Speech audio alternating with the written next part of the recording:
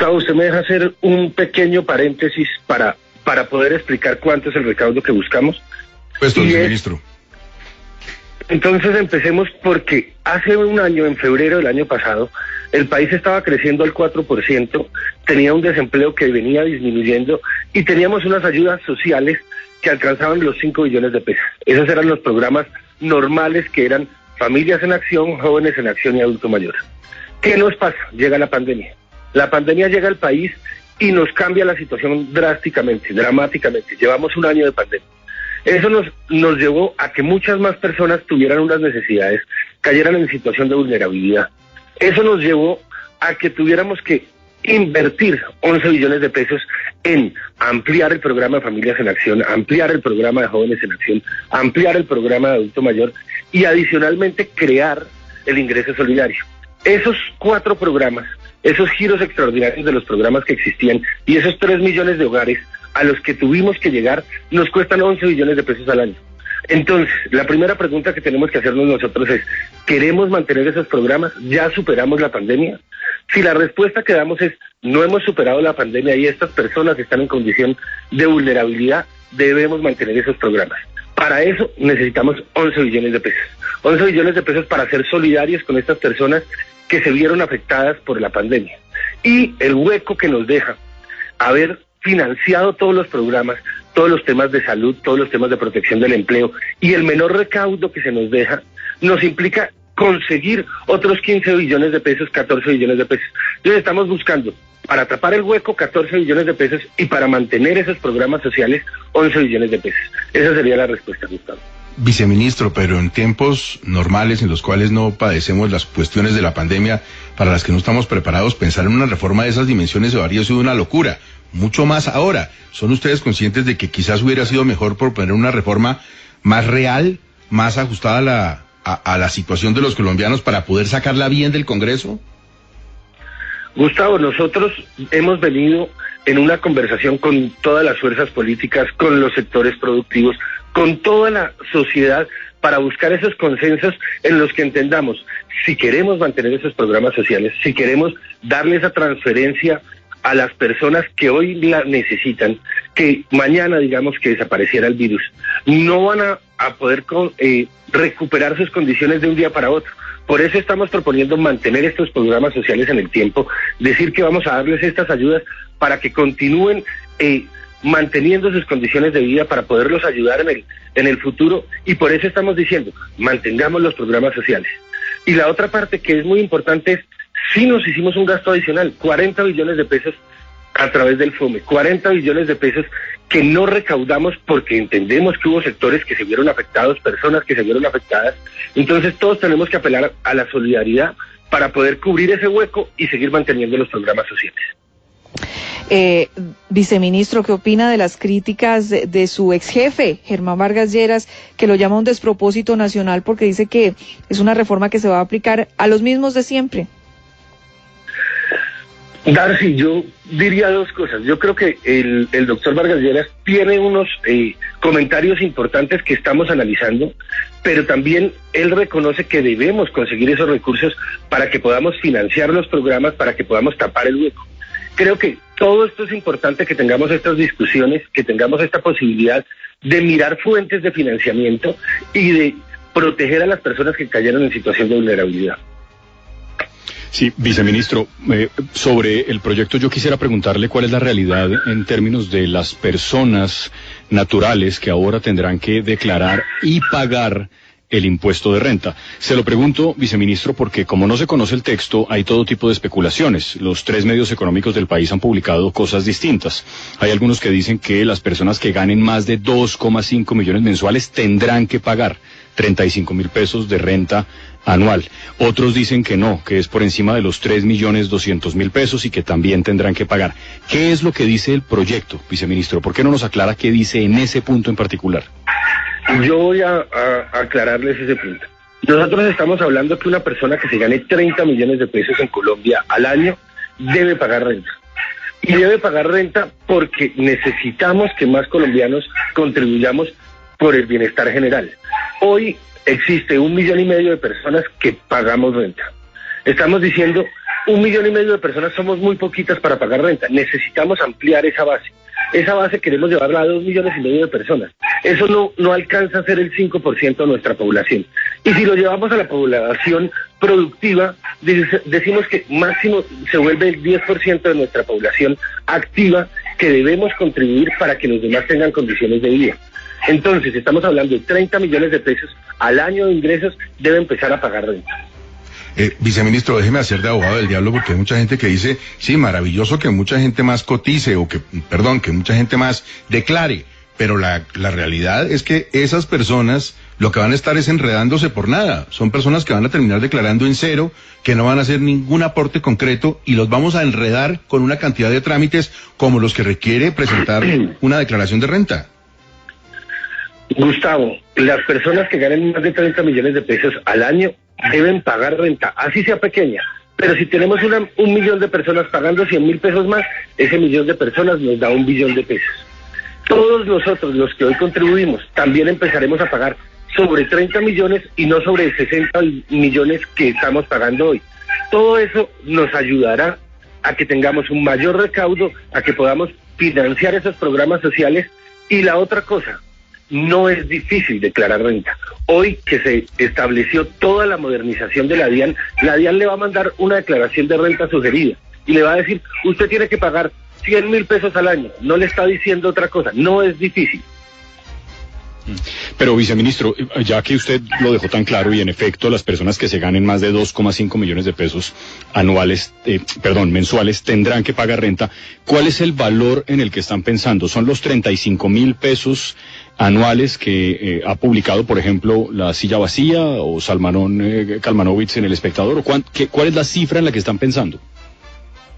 Yo se los diría muy claro. Una persona que se gane 30 millones de pesos, 30 cerrados, no va a pagar ni un peso. Una persona que se gane 36 millones de pesos, es decir, la persona que se gana 3 millones de pesos mensuales, esa persona va a pagar 400,000 pesos en todo el año. Sí. Viceministro, yo quisiera volver sobre la columna del doctor Germán Vargas Lleras que usted ha ponderado. Y el doctor Vargas Lleras trae a colación esta frase del presidente Iván Duque: este no es el momento de una reforma tributaria. Ningún país en el mundo se ha aventurado a hacer reformas en la mitad de la pandemia. Dice también el ex vicepresidente que las agencias calificadoras de riesgo han dado un ultimátum al gobierno. ¿Esa fue la razón concreta, como pregunta el ex vicepresidente Vargas Lleras, para ahora sí pensar que la reforma tributaria es inevitable? Yo quiero decir dos cosas y creo que el presidente ha sido muy claro. Esto no es una reforma tributaria. Y eso tiene un componente muy claro y por eso arranqué, como les dije. Nosotros estamos pensando en una transformación social sostenible. ¿Y es por qué? Porque como les dije cuando empezamos, 11 billones de pesos nos cuesta mantener los programas sociales. La decisión que tenemos que tomar como sociedad es, ¿vamos a seguir ayudando a las personas vulnerables? ¿Vamos a enfocar el gasto de una forma responsable en estas personas que hoy lo necesitan? ¿Vamos a decirle a los colombianos que más lo necesitan que somos solidarios y les vamos a ayudar? Con eso, ¿qué les digo? Nosotros no estábamos pensando y nadie quería presentar una reforma que subiera impuestos. Nosotros hoy necesitamos financiar una pandemia que llegó y por eso les decía, cuando empezó el año pasado veníamos creciendo, el desempleo caía. La pandemia nos cambió la situación y tenemos que financiar este problema para poder decir, señores colombianos que más lo necesitan, los vamos a apoyar. Claro, pero es que ahí viene una contradicción si es que el texto es como se ha comentado en las últimas horas y tiene que ver con que, bueno, uno sabe que son mortificantes las exenciones y que privan al Estado de recursos, pero si se las quitan a la construcción de vivienda de interés social o a sectores tan golpeados como la hotelería o como el agro, pues les van a hacer un enorme daño, viceministro. Gustavo, por irnos a especular, yo le digo una cosa muy clara. En el año 2021 nadie va a pagar un impuesto adicional. Eso que quede absolutamente claro. El impuesto de lo que toque el IVA empezará en 2022. Y lo que toque renta como es la renta de 2022, se pagará en 2023. Estamos cumpliendo lo que dijo el presidente y es, no le vamos a poner una carga en este momento a ninguna persona cuando estamos saliendo de la pandemia. Estamos diciendo, a partir de 2022 vamos a empezar a pagar las consecuencias de la pandemia, aportando un poco más todas las personas para poder financiar el hueco que nos quedó y esos programas sociales que necesitamos. Sí, viceministro, las personas que ya pagan renta van a pagar más de lo que vienen pagando, así ganen lo mismo al año. Lo pregunto porque se habla bastante de quitar exenciones en lo que ya está estipulado.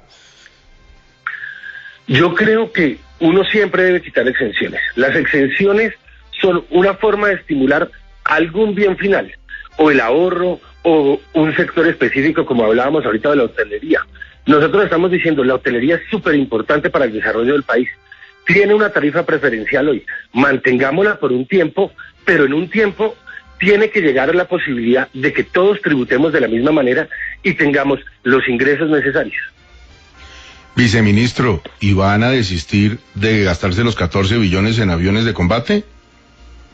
Nosotros en este momento estamos solo pensando en financiar la pandemia, no estamos pensando en financiar ninguna inversión militar en este momento. Es decir, sí, van a desistir, vice. Esta reforma tributaria, de acuerdo a lo que nos cuenta usted, esta reforma tributaria también está contemplando impuesto a las pensiones. ¿De cuánto estamos hablando? Ustedes dicen que las más altas estarían allí. Mabel, pero espérese, no, un segundito, porque, a ver, las cosas claras y que las diga el entrevistado. ¿Van a desistir o no de la compra de aviones? Nosotros estamos pensando en financiar la pandemia. Los aviones no hacen parte de la pandemia. ¿Los van a comprar con otra plata o van a decir no los compramos? Es que usted es el viceministro de Hacienda. Me da pena, pero que ustedes le giran al ministro de Defensa para que los compre. Nosotros no le hemos asignado recursos para que pueda comprar los aviones en este momento. Muy bien, Mabel, ahora sí, porque creo que quedó clarísimo. Sí, señor, muy claro, gracias, Gustavo. No, vice, le pregunto por pensiones. ¿Cuáles son esas pensiones que ustedes dicen son muy altas? Voy a poner el contexto. En Colombia existen alrededor de 1.700.000 pensionados. Y de ese 1.700.000 pensionados no llegan a 50.000 las personas que tienen una pensión por encima de 7 millones de pesos. Nosotros creemos, si uno hace la proporción, que eso no representa más del 3% de la población.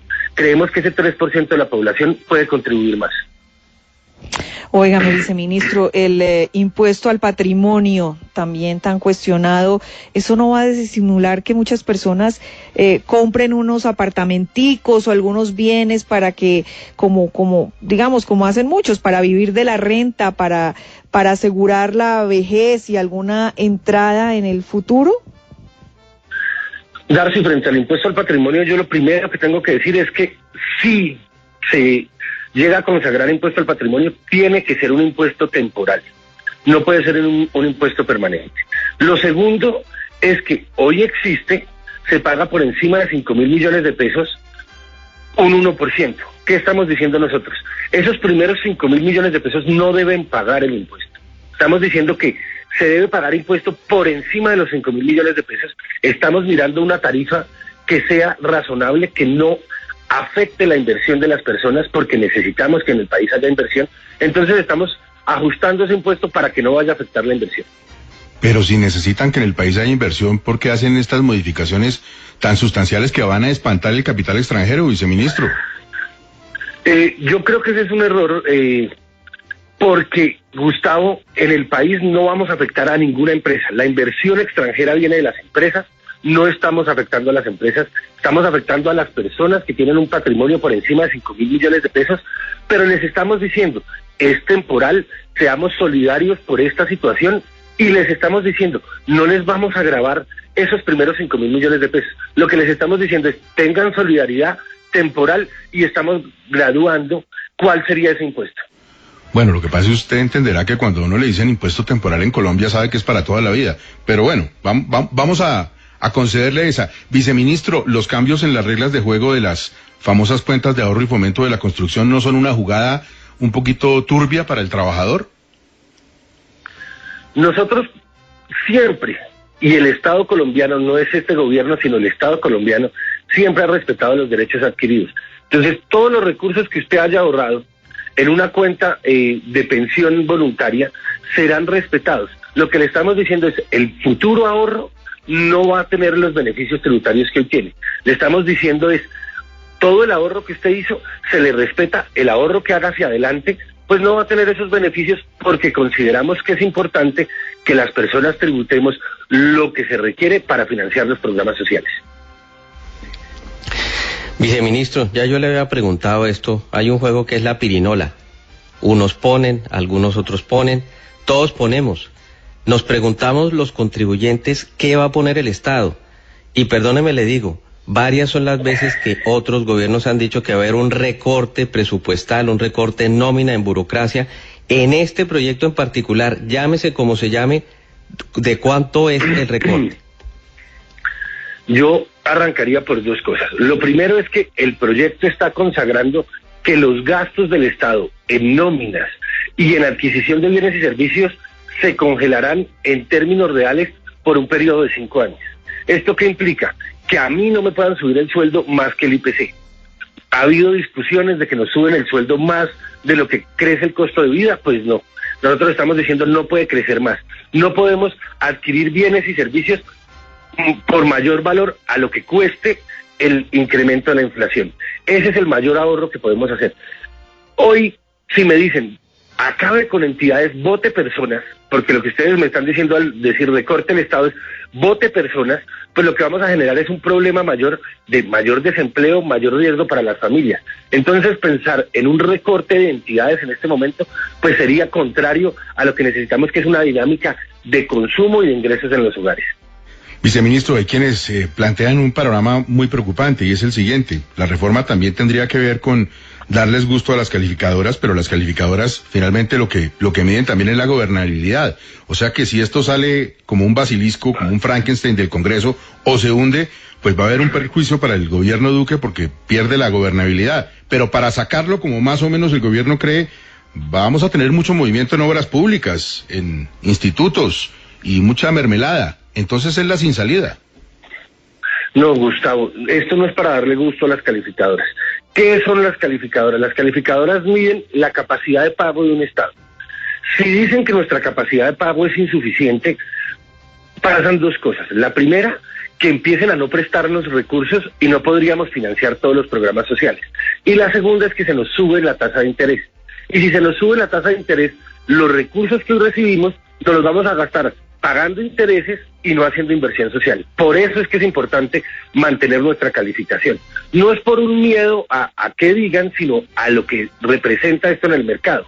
Que nosotros necesitamos que nos presten para financiar todos los programas sociales y que nos presten barato, porque si nos prestan caro, todo eso que sea más caro nos va a implicar un mayor uso de los recursos que hoy disponemos en pagar la deuda. Y lo segundo es, esto es consenso. Nosotros estamos buscando que todos entendamos que tenemos que ser solidarios y que el país necesita mantener las inversiones públicas, mantener los programas sociales y poder pagar la deuda. Viceministro, pues muchas gracias por exponerse a la batería de preguntas de la mesa de trabajo de 6 a.m. Seguramente volveremos a hablar muy pronto en la medida en que surjan nuevas inquietudes y conozcamos más detalles del texto de la reforma presentada ante el Congreso. De la reforma tributaria, no importa que en el Palacio pues le tengan otro nombre por cariño. Eso sí, no se preocupe que se lo respetamos, no lo compartimos, pero lo respetamos. Viceministro, muchísimas gracias, muy amable. Gustavo, buen día para todos.